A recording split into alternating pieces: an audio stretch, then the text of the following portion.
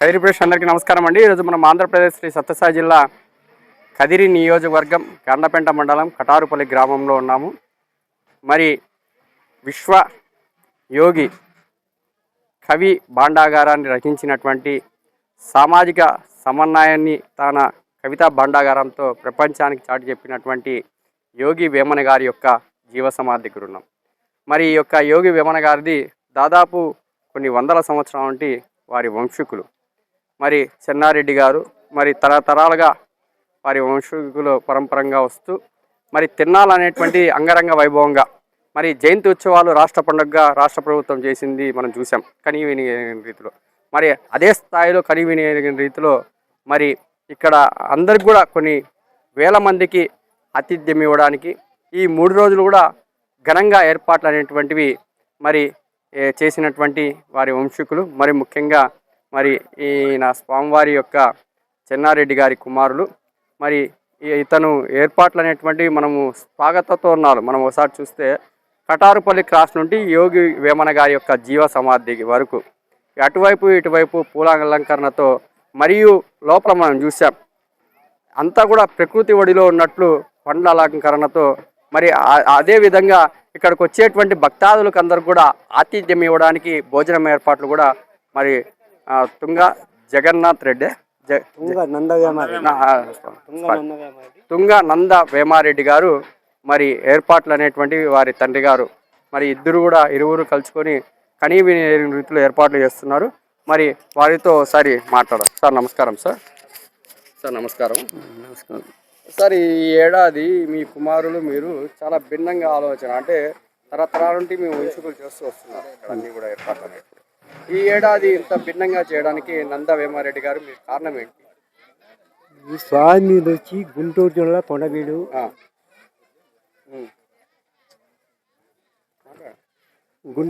కొండవీడు అక్కడ రెడ్డి అనవేమాట రాజ్య పరిపాలన చేశాడు.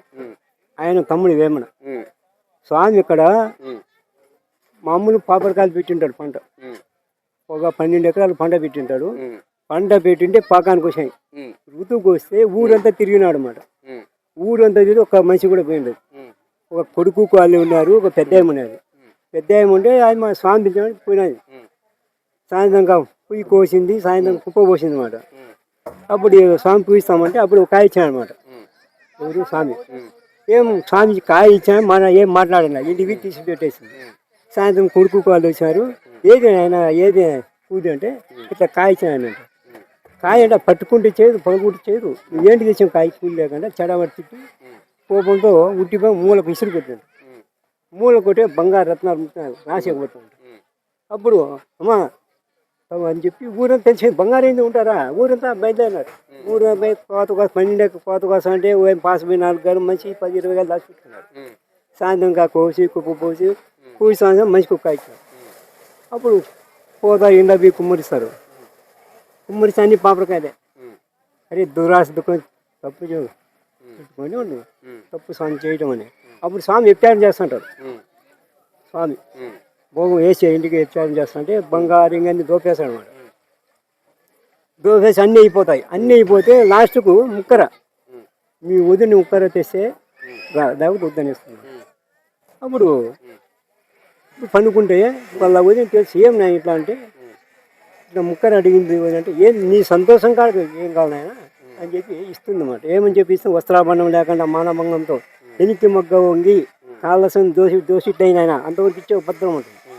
ఆ మాట చెప్పి ఇస్తుంది అన్నమాట. చెప్పి కేలీసంగా బొమ్మల ఇంటికి వెళ్ళిపోయి స్వామి పోతే వాళ్ళు సంతోషం అయితే అమ్మకు ఏంటి సంతోషం అయిపోయింది. అప్పుడు ఏం ఇచ్చాను ఈ రకం చేయాలంటే మామూలు స్వామి అనుకుంది అమ్మ. స్నానం వచ్చి నట్టింటికి వచ్చి వస్త్రాభరణం లేకుండా మానవంగతో మగ్గ వంగి ఇంటికి మగ్గ వంగి కావచ్చి దోశ పెట్టి ఈ నోడు పుట్టి ఈ నోడు పద్ద పెట్టుకొని చీకొట్టి దేశం పడటానికి పోతా అండి. ఇట్లా చెన్నపట్నం పోతే నవాబు దత్తను అప్పుడు మన మంత్రులు లేరు అంతా వాళ్ళు దర్బారు రానిచ్చిండు. కోట ఎగిరిచ్చాను కోట లేకపోతే స్వామి నువ్వు వచ్చినావు కొన్ని బిడ్డలు పెట్టండి నేను. అప్పుడు 10 పుట్లు నలమని తీసుకొచ్చి రాసిపోసానంట. రాసిపోసి కుప్ప నడమని అగ్గి పెట్టేసాను. అగ్గి పెట్టి మళ్ళీ నడుగు ఏమన్నా పోయిందా. అరే మన కండ ముందు పెట్టాం ఎట్లా పోయినాడు ఏదో కనిపెట్టి విద్యుంది అని అన్నారు. మళ్ళీ స్వామి పెట్టాను. మళ్ళీ 10 పుట్టు సున్నము ఉప్పు సీసం తెప్పించి కూర్చొని మురకట్లు కట్టాను. మురకట్లు కట్టి నడి సముద్రం చేశాడు. నడి సముద్రం చేసేటప్పటికి ఇడిగిపోతాడు ఉండడు అని చెప్పి వాళ్ళు నీళ్ళకి వచ్చేసాడు. నీళ్ళకి వస్తే చిన్న ఉడుకుతుంది, ఎక్కడ వాళ్ళు అక్కడ ఇడిగిపోతున్నారు. అరే ఇంకా చిన్నపట్నం ఉండరా, చిన్న పెద్ద బయలుదేరాడు సముద్రం. అప్పుడు పోతే స్వామి నీళ్ళపై నడుస్తూ వస్తాడు. వస్తానే కాళ్ళపైన పడి, స్వామి నీ మహిమ కనుక్కోలేక పొరపాటు చేసావు, తప్పు క్షమించు, నువ్వు ఎంతవరకు ఉంటావు అంతవరకు జాగీరు అంటే నువ్వు ఎక్కడ నిలిస్తే అక్కడ జాగీరు. ఇతను వద్దన్నాడు. అప్పుడు 100 బిద్దిచ్చి కత్తులు కటారు కావాల్సిన బిద్దులిచ్చి సాగంపినారు. సాగంపి వస్తా ఇది గొప్ప అడవి, అరణ్య ప్రాంతం, ఘోరారణ్యం. ఇక్కడ అన్ని కోనేరు అన్నీ ఉన్నాయి. ఇతను ప్రశాంతంగా ఉంటే కొన్నాళ్ళు బయట గుడారం వేసి కొన్నాళ్ళు ఇక్కడ జీవసాము 1480 జీవసాము. మళ్ళా శిశువుడు మా పెద్దోళ్ళంతా అక్కడి నుండి వచ్చినారు, గుంటూరు జిల్లా నుంచి కొండవీడు. మా పెద్ద అప్పటి నుంచి అక్కడ జ్యోతి ఎప్పటికి అఖండ జ్యోతి ఎప్పటికి ఉంటుంది. 6 ఆయన సమాధి ముట్టించాడు. ప్రతి నిత్య పూజ మామూలు ఉగాది పండుగ ఆయన పీఠకం మెరవన చేస్తాను అన్నమాట. ఆయన సమాధి పైన పీఠకం, ఆయన తపస్సు చేసిన పీఠకం మెరవన ఉగాది పండుగ పోయిన వారానికి తిన్నాడు జాతర. ఇది మా బాబు వచ్చి ఒక 18 సంవత్సరం నుండి చేస్తున్నాడు తిన్నాడు. మా అబ్బాయి మా కొడుకే ఎంత దేవుని ఆయన ఆజ్ఞిస్తే ఏ రకంలో పోతుంటాడు. ఒక్కరిని కూడా చెప్పడు చేయడు. ఆయన ఆజ్ఞ ఎట్టుంటే అట్టే పోతుంటాడు. ఆయన ఊరిని ఏదంటే ఆయనే చూసుకుంటాడు అంతా. వాళ్ళని పిలిచి ఈయన పిలిచి అనుకోడు. ఆయన ఆ స్వామి ఆజ్ఞతో నడుస్తున్నాడు. స్వామి ఆజ్ఞ ఈ తూరి 8 ముందు సంవత్సరం 5 పెట్టమన్నాడు హరికృష్ణ. ఈ తూరి స్వామి ఆజ్ఞ 9 పెట్టమన్నాడు. 8 రోజులు అన్నదానం జరుగుతుంది. 8 రోజుల నుంచి అన్నదానం, ఇంకా 3 రోజులు అన్నదానం ఉంటుంది. ఆయన ఆజ్ఞతో ప్రతి ఇప్పుడు చెప్పిన ఆయన అన్ని దానముల కంటే అన్నదానమే గొప్ప, కన్నవాడి కంటే గండు ఎన్న గురువు. అన్ని దానములు అంటే అన్నదానమే గొప్ప, కన్నవాడి కంటే గండు ఎన్న గురువు కంటే ఎక్కువ లేదు యశ్వదాభిరామైన రేమ. తల్లి దండ్రుల మీద దయదేని పుట్టుండు పుట్టనేమి వాడికి గిట్టనేమి, పుట్టలోన చేదు పుట్టదా గిట్టదా యశ్వదాభిరామైన రేమ. ఉప్పు కప్పూరంబు ఒక్క పోలికి ముందు చూడవచ్చు దాని పేరు పురుషులందు పుణ్య పురుషుడేరే యశ్వదాభిరామైన రేమ. ప్రతి చిన్న పిల్లోనికి చిన్న పెద్ద ఏమంటే ప్రపంచానికి ప్రఖ్యాతి. ప్రతి రాష్ట్రంకి కన్నడ తమిళనాడు ప్రతి జిల్లా వాళ్ళు ప్రతి రాష్ట్రం వాళ్ళు వస్తారు అన్నమాట. నియమం జయంతి చూస్తారు పోతారు. ఇవి వాళ్ళ ప్రజలకు సౌకర్యంగా అన్ని మా కొడుకు చూస్తాను అన్నదానికి అంటే కాదు స్వామి, మీ కుమారుడు ఈసారి ఇక్కడికి వచ్చేటువంటి భక్తాదులకు ఆతిథ్యం ఇవ్వడానికి కావచ్చు, అలాగే ఏర్పాట్లు ముఖ్యంగా ఏర్పాట్లు అనేటువంటి నాకు తెలిసి నా వయసు ఇప్పుడు 43 సంవత్సరాలు. ఇంతవరకు నేనే నా వయసు తగ్గట్టు నేను చూడాల. ఈ ఏటా చేయడానికి కారణం ఏంటి? ఆయన ఆజ్ఞ ఇచ్చినాడు. స్వామి ఆజ్ఞ ఇచ్చిన చేయాలంటే అదే ప్రకారం చేస్తాడు. మీ అబ్బాయి ఆయన ఆజ్ఞ ఏంటి చేయడాడా, ఆజ్ఞ చింపినాడు కాబట్టి ఇట్లా అన్నదానం చేయాలా ఇవి చేయాలంటే చేస్తున్నాడు. మళ్ళీ ఒకరిని అడగడు. మన ఆయన స్వయం కృషితోనే అతను మైస్లో పని చేస్తాడు. ఆయన జీతం తీసి పెడుతుంటాడు, చేసి పెడుతుంటాడు. మా కుమారుడు. మీ పేరు స్వామి? మా పేరు చెన్నారెడ్డి. స్వామివారి ఇప్పుడు సాయంత్రం ఒక కొన్ని వేల మంది వస్తారు, 20,000 మంది వస్తారు అన్నదా కంప్లీట్. ఒకరికి ఏమి తక్కువ లేకుండా ఊరికి ఆయన ఊరు ఏం తక్కువ లేకుండా బాగా సంతోషం జరుపుకుంటున్నాం. ప్రతి ఒక్కరికి పాల్గొనవచ్చు. ఇప్పుడు నల్ల చెరువులో ఉన్నారు, దాని గురించి.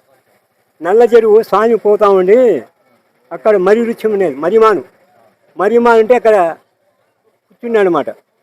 పగులు 2 గంటల టైంలో పిడుగు పడింది. పిడుగు పడితే భూలోకం వెళ్ళిపోయినాడు. భూలోకం పోతే మళ్ళీ నాకే వాళ్ళ దేవత బయటకు పోని స్వామి పంపించినాడు. ఆ నుంచి చెన్నపట్నం పోయినాడు. అక్కడ సమాధి కట్టుకుని ఆడ పూజ చేస్తుంటారు. మేము ఇక్కడ ఏది కార్యక్రమం పెట్టుకుంటే వాళ్ళు ఆ కార్యక్రమం చేసుకుంటారు అంతే. అక్కడ పొడిగిపోయిన స్థలం అంతే. ఓకే. మరి నంద వేమారెడ్డి గారు అలాగే వాళ్ళ తండ్రి గారు స్వయంగా వాళ్ళ కుమారుడి యొక్క సంపాదనతోనే మరి ఈ ఏర్పాట్లు అనేటువంటి కని విని ఎరగని రీతిలో, ఎన్నడూ చూడని రీతిలో, ఎక్కడ చూసినా కూడా స్వామివారికి న్యాచురాలిటీ అనేటువంటి చాలా గొప్పది. ఆ న్యాచురాలిటీని మనకి జన్మ కూడా వచ్చినటువంటిది. మరి ఆ న్యాచురాలిటీని స్వామిని దర్శించుకోవడానికి ఆ న్యాచురాలిటీని చేసినటువంటి మరి ఆయనకి ఆయన కుటుంబానికి ఆయురారోగ్యాలు అష్టైశ్వర్యాలు ఉండాలని తెలియజేసుకుంటూ సెలవు తీసుకుంటాం.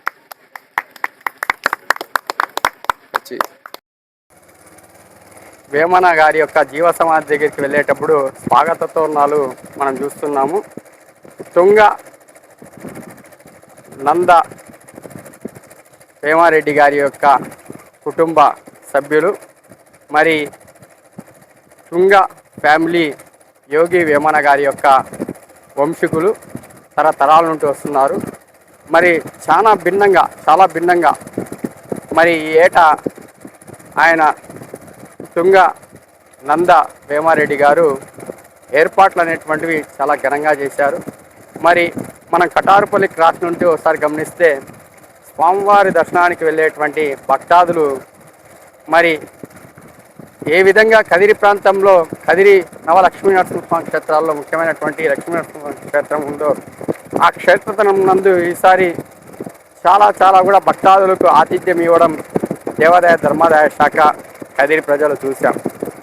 అంతే ఆ విధంగానే మా కదిరి నియోజకవర్గం అనగా మరి ఆతిథ్యంలో భక్తాదులకి ఆతిథ్యం ఇవ్వడంలో ముందంజలో ఉంటారు. మరి ఆ యొక్క స్ఫూర్తి ఆలోచన విధానమే మరి ముఖ్యంగా కొన్ని వందల సంవత్సరాల నుండి యోగి వేమన గారి యొక్క వారసులు తుంగ వంశీకులు మరి కొండవీడు నుండి వచ్చినటువంటి వీరు మరి ఇక్కడే స్వామివారికి తన పూజ కైంకర్యాల్లో నైవేద్యం ధూపదీప నైవేద్యాల్లో ముందుంటూ స్వామివారి సంకల్పంతో మహాసంకల్పంతో మరి ఇంతకుముందే తుంగ చెన్నారెడ్డి గారు కూడా మాట్లాడారు మనతో. మరి తుంగ నంద వేమారెడ్డి గారి తండ్రి గారు స్వామివారి యొక్క అర్చకులు. మరి వారి యొక్క వంశ పరంపర ఇలాగే కొనసాగుతుంది. ఈ ఏటా కూడా చాలా గొప్పగా ఎక్కడా కూడా తగ్గకుండా మరి ఈ ఏటా కనీ విని ఎరగని రీతిలో ఎన్నడూ చూడనిటువంటి రీతిలో మరి కటారుపల్లి గ్రామం స్టార్టింగ్ అంటే కటారుపల్లి క్రాస్ నుండి స్వామివారి యొక్క సమాధి వరకు కూడా అత్యంత వైభవంగా మరి ఇటువైపు కుడివైపు ఎడమవైపు లైటింగ్ అలంకరణ అలాగే పూల తోరణాలతో మరి ఇవన్నీ ఏర్పాటు చేసినటువంటి తుంగ ఫ్యామిలీ వారికి మరి ముఖ్యంగా తుంగ నంద వేమారెడ్డి గారికి వారి కుటుంబ సభ్యులకి మరి హృదయపూర్వక ధన్యవాదాలు తెలుపుకుంటున్నాం. మరి ఈ ఏటా చాలా కూడా నూతనంగా ఏర్పాట్లు అనేటువంటివి జరిగాయి.